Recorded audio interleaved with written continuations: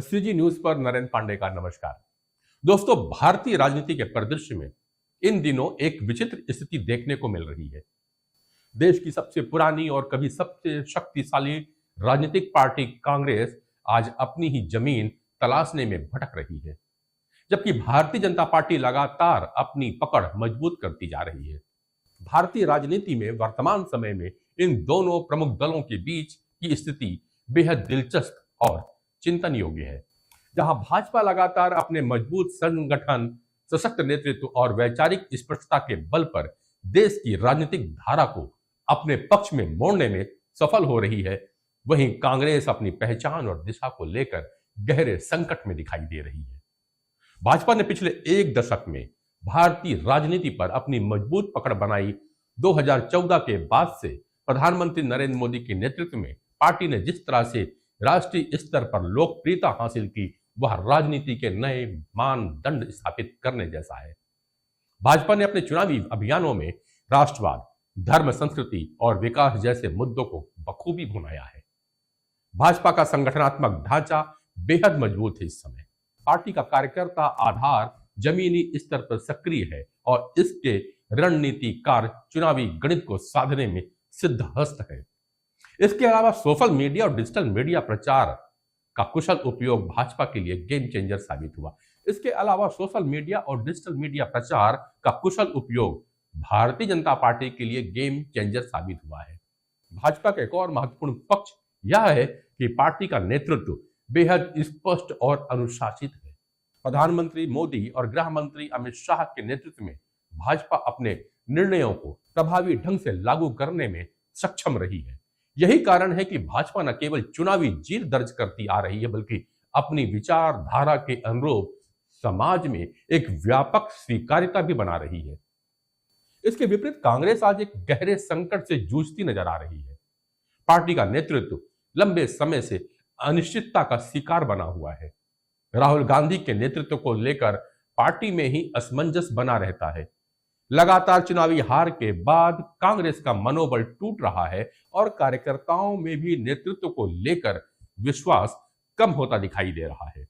आज कांग्रेस का सबसे बड़ा संकट उसकी विचारधारा की अस्पष्टता है। पार्टी खुद को ना तो पूर्ण रूप से धर्मनिरपेक्ष कह पा रही है और ना ही अपने पुराने समाजवादी तेवर को प्रभावी ढंग से प्रस्तुत कर पा रही है। नतीजन उसकी नीतियां अक्सर भ्रम पैदा करती है, जिससे जनता का विश्वास डगमगा जाता है। संगठनात्मक रूप से भी कांग्रेस काफी कमजोर हो चुकी है। पार्टी का जमीनी ढांचा धीरे धीरे बिखर रहा है और अधिकांश राज्यों में तो उसके कार्यकर्ता या तो निष्क्रिय हो चुके हैं या अन्य दलों में शामिल हो गए हैं।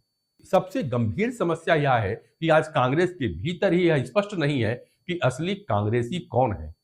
यह बात तो राहुल गांधी खुद खुले मंच से कह चुके हैं। गुटबाजी, आपसी खींचातान और वरिष्ठ नेताओं का पार्टी छोड़ना कांग्रेस के लिए बड़ा झटका साबित होता रहता है। एक समय था जब कांग्रेस पार्टी देश की धड़कन हुआ करती थी और आज हालात यह है कि खुद कांग्रेस के नेता यह नहीं समझ पा रहे हैं कि कौन असली कांग्रेसी है और कौन केवल नाम का। पार्टी में ना विचारधारा को लेकर के स्पष्टता है, ना नेतृत्व को लेकर के। कांग्रेस का सबसे बड़ा संकट नेतृत्व का स्पष्ट अभाव ही है। गांधी परिवार के इर्द गिर्द सिमटी कांग्रेस अब उस दौर में पहुंच गई है जहां नेतृत्व के नाम पर केवल प्रतीक बचे हुए हैं। राहुल गांधी, प्रियंका गांधी और सोनिया गांधी पार्टी का चेहरा तो है, लेकिन आधारशिला नहीं है।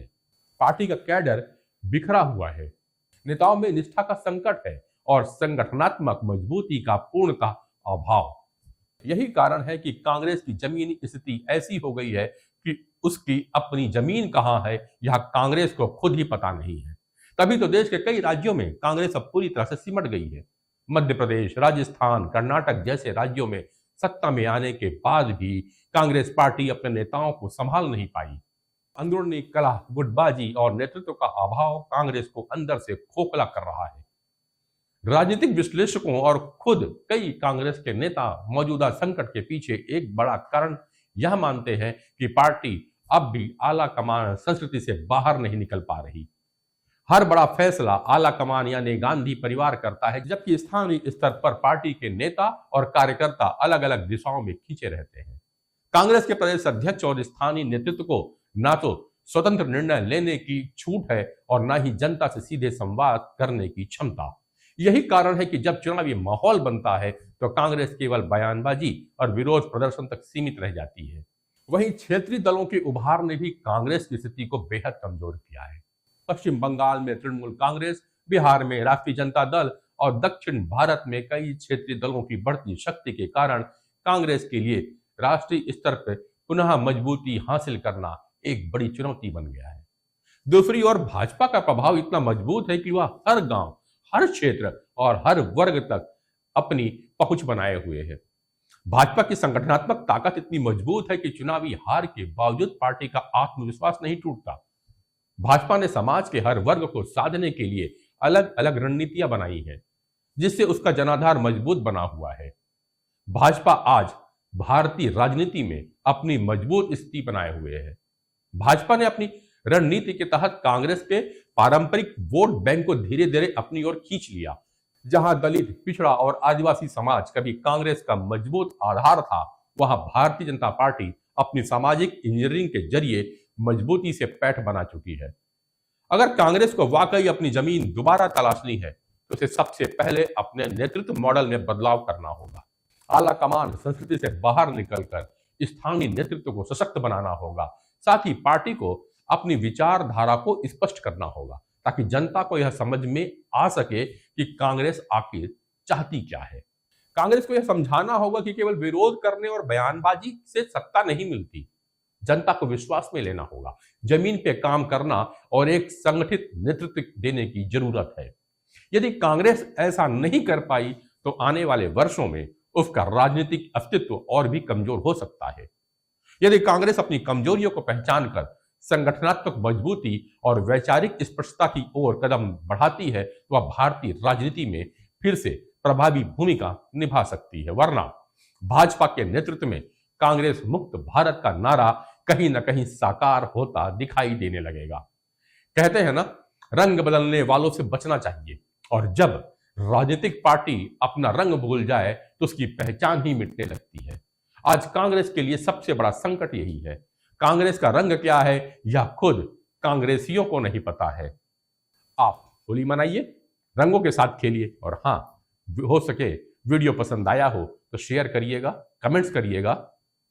आप सभी को होली की बहुत बहुत शुभकामनाएं।